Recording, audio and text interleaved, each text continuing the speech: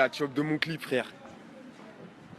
Bendo. Yo les potos, j'espère que vous allez bien. Nouvelle vidéo, j'espère que tout va bien pour vous. On va parler de Zola, je pense que vous avez vu dans l'actualité, tous les médias en parlent et les médias le défoncent. C'est pas pour chercher des circonstances atténuantes à ce qu'il a fait. Conduite très dangereuse, ça aurait pu être très grave grâce à Dieu. Il n'y a pas de blessés, que ce soit surtout les autres ou même lui-même. Mais les médias font un traitement médiatique de cette affaire qui est tout simplement inadmissible et incroyable. Bizarrement, pour Pierre Palmade, c'était pas la même.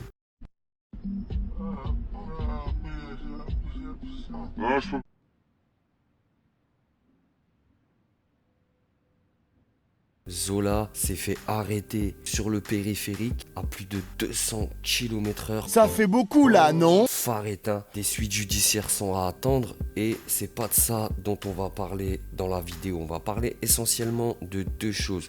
Premièrement, je vais vous parler de Zola et un petit peu de son habitude et de son mode de vie assez dangereux, on va dire, depuis plusieurs années.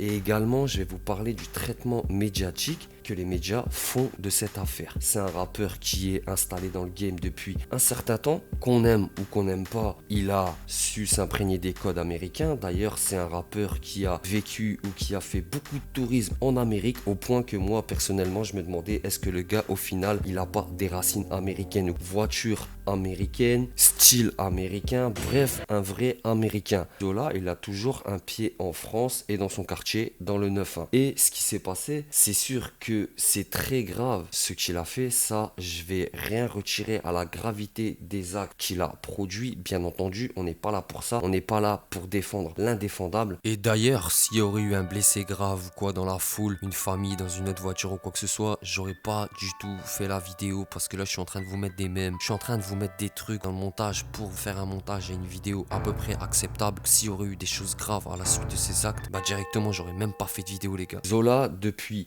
ses tout débuts, depuis qu'il est sur les réseaux et qu'il est dans le rap game, il a toujours montré penchant très très prononcé pour déjà les grosses cylindrées, qu'elles soient motocross ou qu'elles soient grosses voitures, très souvent américaines d'ailleurs. Enculé. Enculé. Je crois qu'il faut que j'emmène changer les pneus, mais je suis pas sûr. Jusqu'à ça a arraché de la carrosserie. Il a montré un très fort penchant, tout ce qui est substance illicite, plus ou moins grave, et met en avant un lifestyle pas très recommandable. On compte plus les stories où il lève la moto, où il roule vite. C'était à prévoir malheureusement. Lorsque on met conduite et on met ce type de substance ensemble, que ce soit de l'alcool ou autre, pour le coup, c'est plutôt dangereux. Et les gars, surtout, je me mets pas en mode donneur de leçons. Allez paniquer vos vies pour une accélération, pour flex ou quoi que ce soit. Phare éteint à plus de 200 km/h. Claire, je lâcherai pas. Oh non, non, je sais bien, hein. Je suis têtu. J'ai cru comprendre. La première personne que Zola a mis en danger, c'est lui-même. Et j'ai vu sur X une réaction, une réflexion d'un des utilisateurs du réseau social qui disait que Zola avait perdu un être proche il y a très peu et que rouler à 200 sans les phares à plein ballon, c'est vrai que ça peut amener une interprétation. C'est vrai que c'est troublant. Peut-être qu'il s'est jamais remis de cette épreuve et c'est une façon pour lui d'extérioriser sans vouloir l'excuser encore une fois. Zola, l'argent, le flexage, ça flex à fond, ça veut prouver, ça montre sur les réseaux sa richesse, son mode de vie assez dangereux, même sans être dans le gangstérisme, mais je veux dire au niveau personne, au niveau de sa personnalité, de son lifestyle du quotidien. Apparemment lui c'est un gros consommateur de drogue et c'est aussi un gros consommateur de grosses cylindrées, donc à partir de ce moment là, dangereux potentiellement. Hop, à peine arrivé. La moula, gros. Cache la moula.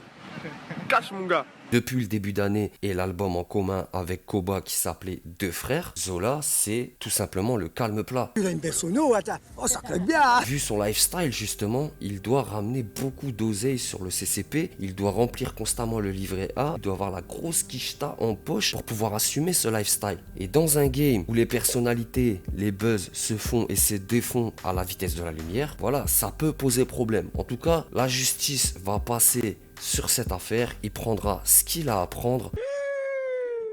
Là, on va rentrer dans la partie de la vidéo qui m'intéresse le plus, les gars.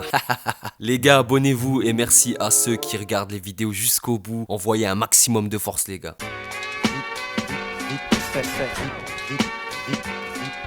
Il y a un truc qui me choque, le traitement médiatique dont les médias font preuve envers lui. Du problème de l'immigration. L'immigration n'est pas le problème. Selon moi, ce sont des enfants d'immigrés qui causent le problème. Leurs parents n'ont jamais causé quelques difficultés, ne sont pas connus de la justice. Ce sont souvent des jeunes délinquants.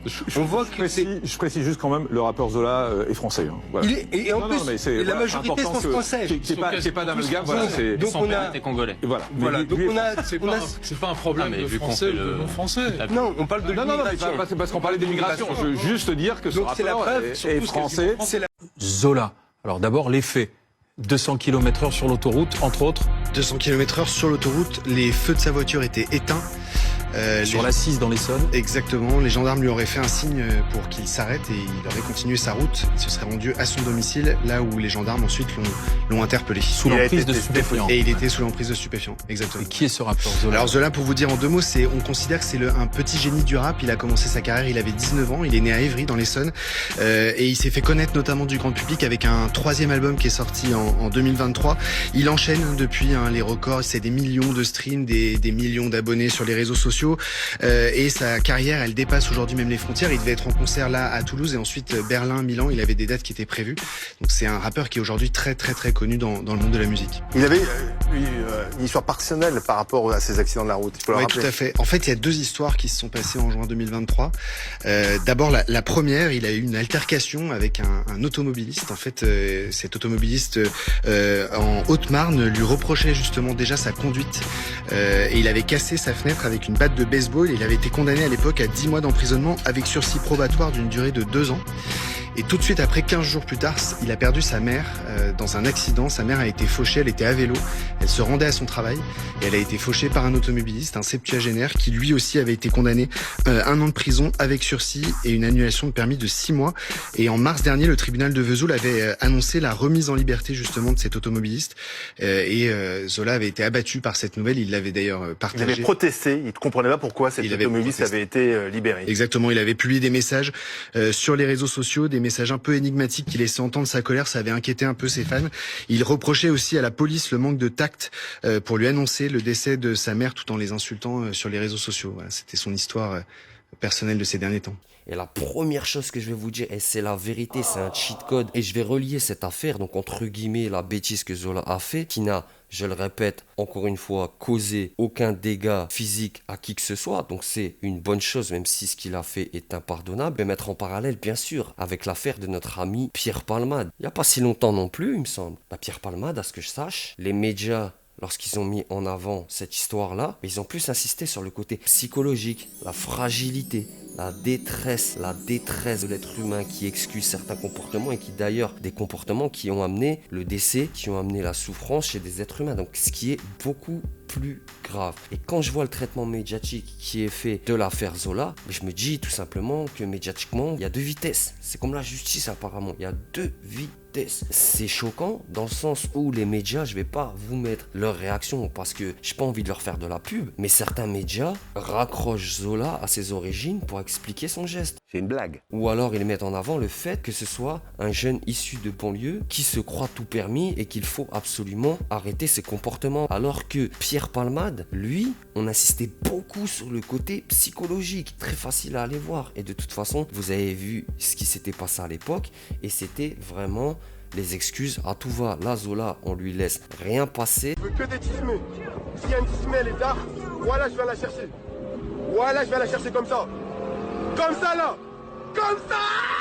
Certes, son comportement est inadmissible. 200 km/h phare éteint, c'est à la limite du suicide, les gars. D'où ma première réflexion en début de vidéo. Ce lifestyle-là, substance, lifestyle de baiser, mise en danger de soi-même et des autres. Et encore, vraiment, je passe sur le côté lean, sirop, fentanyl. C'est trop de conneries d'ailleurs, les gars. Ne touchez jamais à ça. C'est vraiment très dangereux. D'ailleurs, ne touchez à aucune substance qui pourrait vous détruire potentiellement. Petit conseil du jour. C'était ma réaction à l'affaire Zola. N'hésitez pas à partager, à propager. Venez me suivre sur les réseaux sociaux. On est ensemble, les gars. Prenez soin de vous. Prenez soin de vos proches. C'est toujours le plus important. Ciao, les gars.